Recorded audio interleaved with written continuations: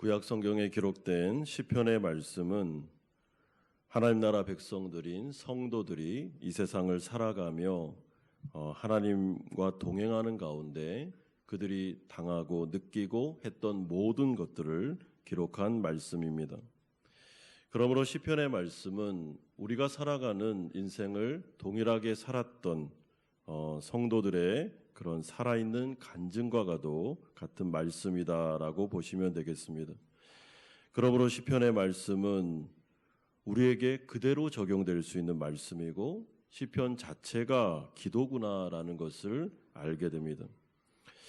오늘 본문에 나오는 이 시인은 낙심되는 문제를 가지고 기도하고 있습니다. 여러분, 이 낙심이라는 단어를 제가 오늘 설교를 준비하면서 사전적인 의미를 찾아보니까 바라는 일이 이루어지지 않아 맥이 풀리고 마음이 상하는 상태다라고 사전적으로는 말하고 있었습니다. 그런데 성경에 나오는 이 낙심은 그 정도의 낙심이 아닙니다. 왜냐하면 이 사람은 거듭난 성도이기 때문에 영적으로 아니면 정신적으로 육체적으로 전인격적인 낙심을 하고 있구나라는 것을 알게 됩니다. 여러분, 마음이 얼마나 낙심되고 불안했든지 그는 하나님께 나아가 기도할 수밖에 없었습니다. 아니, 기도가 모든 것이었습니다. 자신의 힘으로 할 수 있는, 해결할 수 있는 문제가 하나도 없다는 것을 이 사람은 알고 있습니다. 성경에 보면 무엇보다 지켜야 될 것이 있는데 그 중에 하나가 마음이다라고 말씀합니다. 잠언서가 그렇게 말하는 이유는 마음을 지키는 것이 그만큼 어렵기 때문입니다. 영적인 전쟁 가운데 수많은 마음을 요동케 하고 마음을 힘들게 하고 마음을 무너지게 하는 것, 이것이 바로 사탄 마귀가 하는 일인데 성도들의 마음이 무너지면 일상이 무너지고 모든 것이 다 무너지게 되는 것입니다. 그래서 무엇보다 마음을 지키는 영적인 싸움, 내 마음속에 일어나는 염려와 낙심과 불안과 근심의 마음, 그리고 이것을 일으키게 만들고 있는 외부에서 일어나는 모든 사건과 사고들, 그리고 내 귀에 들리고 있는 수많은 불길한 말들, 이 모든 상황들, 소리들, 그리고 마음에서부터 일어나고 있는 생각들, 여러분, 이 모든 것들의 초점이 무엇인가 하면 성도들의 영적인 싸움 가운데 마음이 무너지게 만들고, 그러므로 하나님께 기도하는 자리로 못 나가게 하고 낙심해서 털컥 앉아서 아무것도 하지 못하도록 영적 침체에 빠뜨리게 하는 것, 이것이 바로 사탄 마귀가 하는 일인 것입니다. 그러므로 무엇보다 지키기 정말 어려운 것이 여러분 마음인데 마음을 지키셔야 됩니다. 들리는 소리 다 듣고 일어나는 생각 다 생각하고 사고들 다 바라보면서 계속해서 불길한 생각이 들고 불안한 마음이 들고 그리고 최악의 시나리오가 생각나고 이러다가 망하겠구나, 끝났네 라는 생각이 들 때 여러분, 성도들이 제일 먼저 해야 되는 게 뭐냐면 마음을 딱 지키는 것입니다. 그런데 마음을 지키는 것이 여간 어려운 게 아닙니다. 이것보다 더 어려운 게 없고 영적인 싸움이 없는 것입니다. 여러분, 그렇기 때문에 오늘 본문에 보면 이 영적인 싸움 가운데 이 마음이 불안하고 낙심이 되고 두렵고 염려가 밀려오고 그래서 마음이 주저앉으면서 이제 끝났다, 이제 모든 것이 끝났어 라고 최악의 시나리오가 막 밀려오는 가운데 시인이 몸부림치고 있는 본문이 바로 이 시편 42편입니다. 그래서 이 시편 42편을 묵상하고 읽다 보면 지금 시인이 이렇게 표현하면 어떻겠습니까? 바닥에 막 뒹굴면서 몸부림치면서 기도하는 것입니다.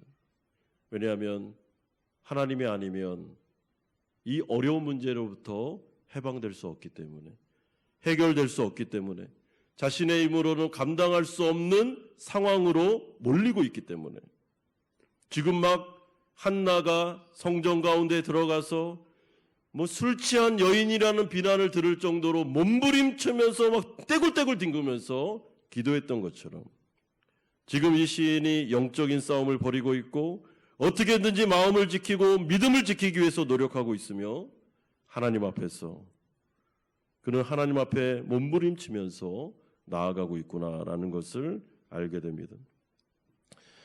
그러므로 우리가 오늘 첫 번째로 살펴볼 주제는 시인의 현재 상황과 마음의 상태가 어떤가 1절에서 3절 그리고 6절에 말씀하고 있습니다. 여러분 오늘 본문에 보면 시인은 굉장한 고난을 겪고 있습니다. 그런데 그 고난이 어떤 문제였는지 그 상황에 대한 설명이 나오지를 않습니다.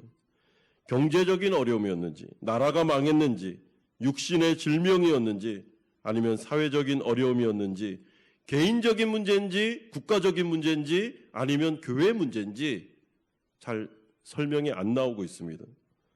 설명은 안 나오고 있지만 본문의 전체 문맥으로 볼 때 이 문제는 시인이 감당하기에는 역부족인 문제였습니다. 여러분 시인은 물리적으로 오늘 본문에 보시면 예루살렘 성전으로부터 멀리 떨어진 요단 땅 헤르몬 이살산 지역에 있고 내적으로는 극심한 낙심 가운데 있었습니다. 6절에 보십시오. 내 하나님이여 내 영혼이 내 속에서 낙심이 되므로. 여러분 여기서 말하는 이 낙심은 좌절과 절망의 마음입니다. 그러니까 마음속에 계속 끊임없이 이렇게 하지 말아야지 하는데도 자꾸만 최악의 시나리오가 생각나는 겁니다. 끝났구나, 망했구나, 이제는 안 되겠구나. 막 두 팔에 힘이 쫙 빠지면서 온몸에 힘이 쫙 빠지면서 절망의 마음이 들고 있었습니다. 그렇다면 왜 시인은 이렇게까지 절망하고 낙심하고 있었을까요? 여러분 7절은 그 이유에 대해서 시적으로 표현해 주는데 주의 폭포 소리에 깊은 바다가 서로 부르며 주의 모든 파도와 물결이 나를 휩쓸었습니다라고 말합니다. 여러분 여기서 여러 가지 일들이 폭포 소리 그리고 파도가 이렇게 나오는 이미지를 보시면 이런 뜻입니다. 계속해서 어려움이 오는데 어려움이 오고 또 오고 파도가 계속 치는 것처럼 어려움이 왔는데 또 다른 어려움이 오고 가중되는 어려움이 오면서 이 사람이 물에서 일어나려고 그러면 파도가 또 쳐서 물로 빠지고 일어나려고 그러면 또 쳐서 물에 빠지는 계속 정신을 차릴 수 없을 정도의 연속적인 고난이 오고 있는 것이죠. 그래서 그가 자신이 지금 어떤 상태에 있느냐 깊은 바다 가운데 있다라고 하는데 이것은 혼돈과 죽음의 장소입니다. 그러니까 이 깊이 내 마음이 낙심해서 막 깔아앉기 시작하는데 도저히 올라올 힘이 없는 것입니다. 거의 죽을 지경이 다 됐다. 이제는 조금만 있다가는 한 번 몇 차례 파도만 더 치면 죽겠구나 라는 생각을 하게 된 것입니다.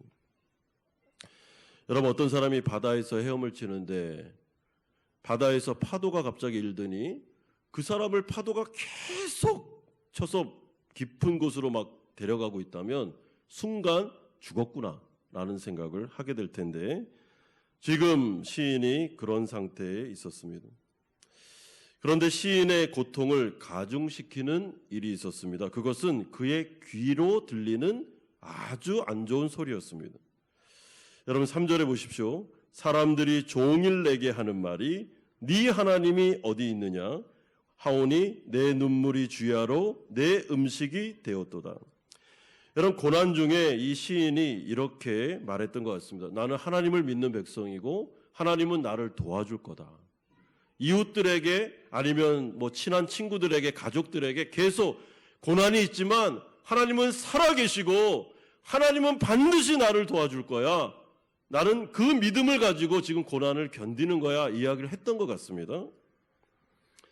그런데 하나님께서 도와주시기는커녕 주위 사람들이 바라볼 때 어려움이 가중되고 어려움이 더 심해지니까 사람들이 지금 이 시인을 향해서 종일 동안 하는 말이 계속 매일마다 하는 말이 네 하나님이 어디 있냐? 네 하나님이 도와주긴 뭘 도와줘?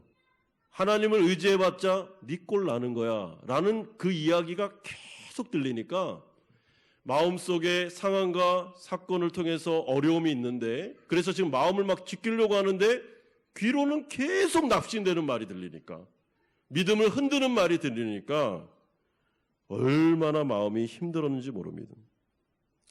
여러분, 이것이 바로 사탄이 집중적으로 하는 말의 공격입니다. 조롱을 하는 것고 비웃는 거죠. 네 하나님이 어디 있어? 하나님이 있기는 어디 있어? 그러면 네가 왜 이런 꼴로 다녀? 하면서 계속 귀에다 대고 속삭이는 것입니다. 하나님 의지해봤자 아무 소용이 없다고 이런 소리가 들리고 있었습니다. 그러니까 이 시인이 하루 종일 매일같이 마음도 낙심이 되고 이런 소리를 들으니까 슬픔에 잠겨서 계속 울었다라고 말합니다. 여러분, 울 수밖에 없는 상황입니다. 그런데 그 귀로 들리는 조롱의 말뿐만 아니라 또 다른 영적인 어려움이 있었습니다. 그것이 바로 1절에서 2절에 나오는데요. 하나님이여 사슴이 시냇물을 찾기에 갈급함같이 내 영혼이 주를 찾기에 갈급하나이다. 내 영혼이 하나님과 살아계신 하나님을 갈망하나니 내가 어느 때에 나아가서 하나님의 얼굴을 배울까? 여러분, 여기서 시냇물을 찾기에 갈급한 사슴을 묘사하면서 시인이 자신의 상황을 이야기합니다.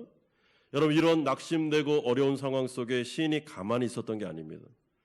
시인이 몸부림을 치면서 갈망하고 갈급하게 하나님을 찾았습니다. 하나님 어디 계십니까? 하나님 이 상황 속에 지금 뭘 하고 계십니까? 하나님 등장하셔야죠. 개입하셔야죠 하면서 오랜 동안 하나님을 찾았던 것 같습니다. 여러분, 시냇물이 갈급한 사슴에게 있어서는 생명과 같듯이 지금 이 시인은 하나님은 저의 생명이십니다. 하나님, 제가 지금 죽어가고 있습니다. 주님, 저에게 생명을 주셔야 됩니다 하면서 찾고 있었습니다.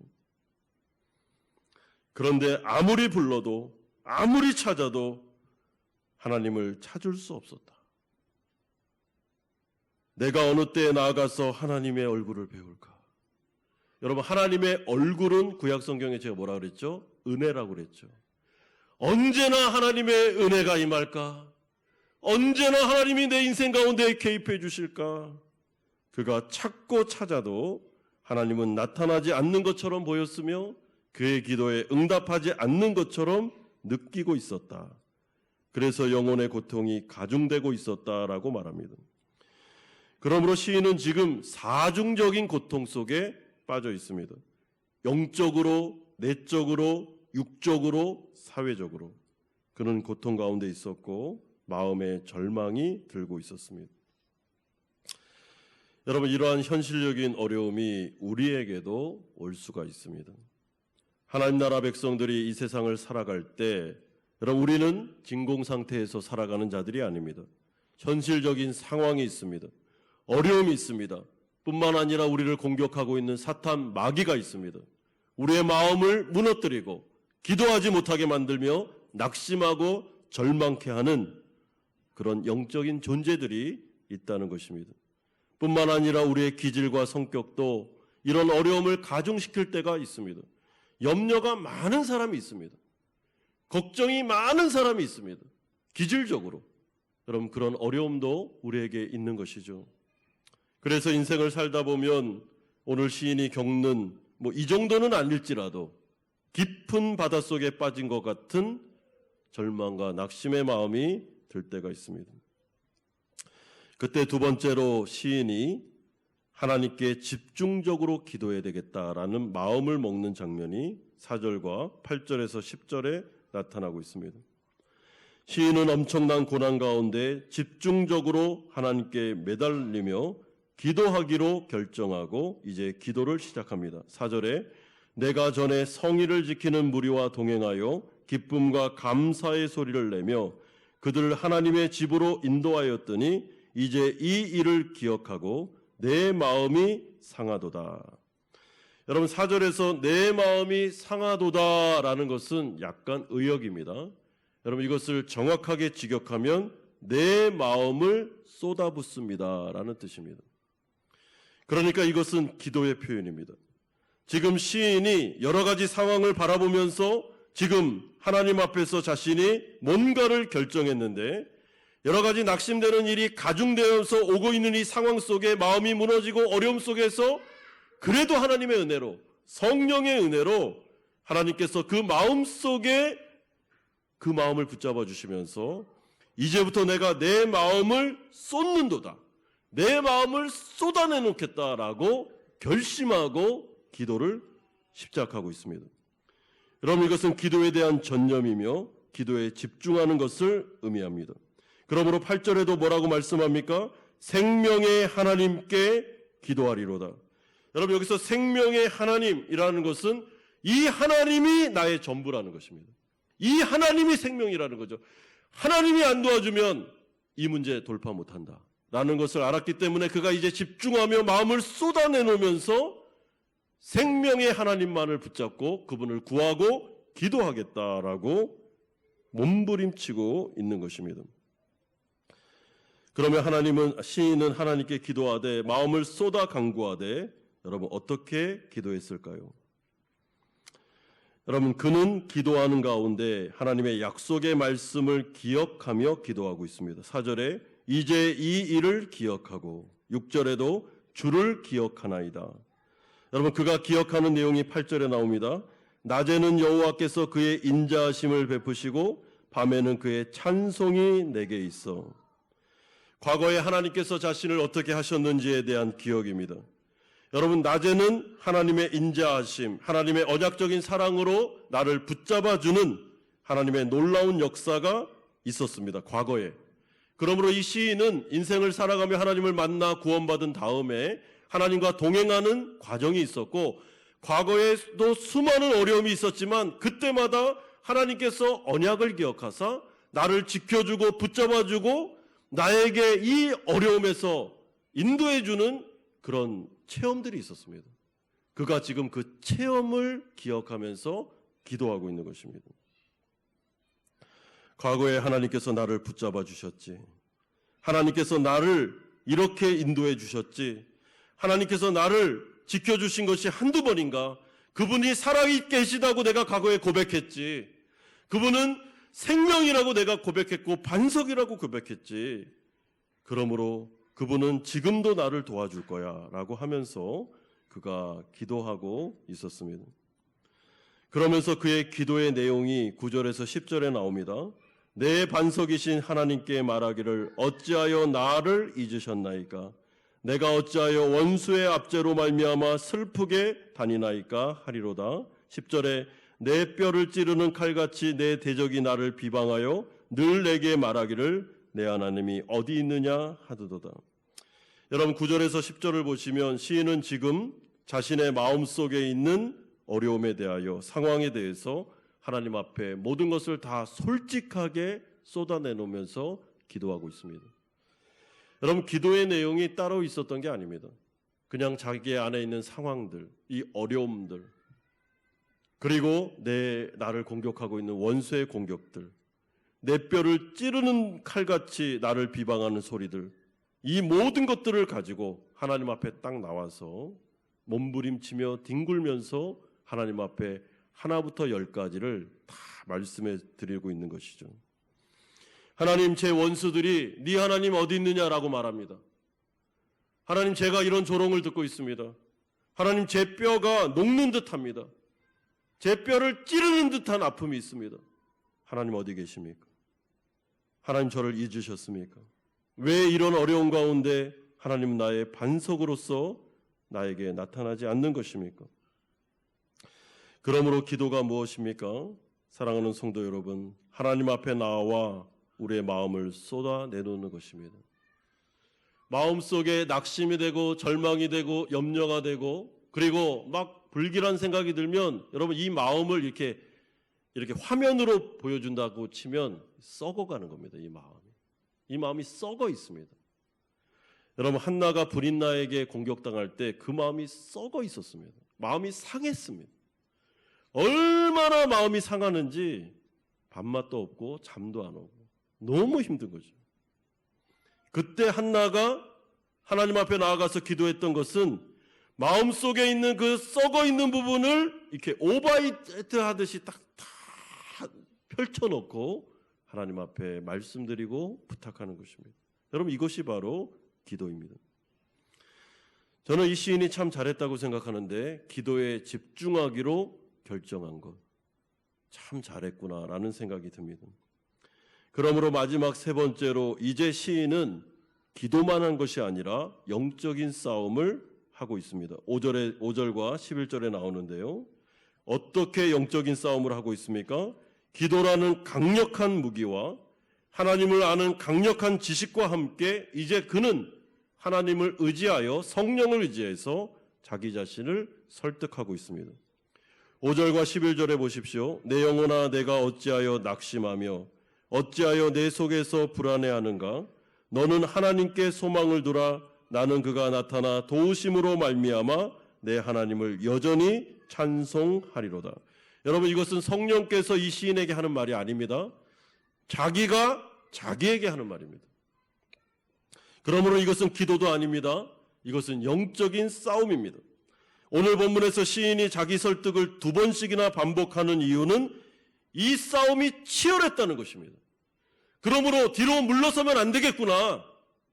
하나님을 의지하여 기도하고 모든 것을 맡겨드리지만 내가 할 부분은 있다. 내가 다스릴 부분이 있다는 것이죠. 그게 무엇입니까? 내적인 극렬한 영적인 전쟁을 나 자신과 벌이는 것입니다. 여러분, 때로는 주위에 있는 상황과 환경이 어려울 때도 있습니다. 그러나 강력한 적이 나 자신일 때가 있습니다. 내가 말을 안 듣습니다. 내가 아무리 얘기를 해도 너 낙심하면 안 되잖아. 지금 불안해하면 안 되지. 하나님을 바라봐야지 할 정도로 말을 안 듣습니다. 여러분, 로마서 7장에 가보면 사도 바울이 무슨 고백을 하냐면, 아니 내가 내 자신이 통제가 안 되네 라는 것을 고백한 적이 있습니다. 죄를 지으면 안 되지, 죄를 지으면 안 돼. 그런데 죄를 짓고 있습니다. 그때 사도 바울이 놀라는 것이 뭐니까 하면, 이게 뭐냐는 것이죠. 아니 마음속에는 죄를 안 짓고 싶은데 몸이 말을 안 들어요. 몸이 죄를 짓습니다. 여러분, 우리가 다 압니다. 낙심하면 안 되지. 하나님 살아계시지. 하나님께서 모든 것들을 다 주관하고 계시잖아. 근데 마음이 말을 안 들어요. 몸이 말을 안 들어요.